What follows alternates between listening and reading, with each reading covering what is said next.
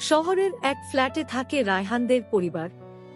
বড় বড় building, AC, দামি মোবাইল সব আছে, কিন্তু বাবা মা দুজনেই ব্যস্ত। সকাল থেকে রাত অফিস, মিটিং, স্ক্রিনের ভিড়। এক টেবিলে বসে খাওয়া হয় না প্রায়।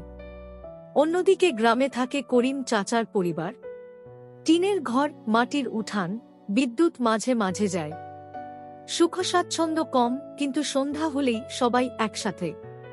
মায়ের রান্না, বাবার গল্প, ছেলেমেয়ের হাসি, এই দিয়েই চলে তাদের সংসার।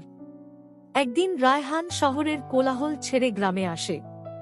রাতে খোলা আকাশের নিচে সবাই একসাথে ভাত খায়। কেউ মোবাইল দেখে না, কেউ তাড়া দেয় না।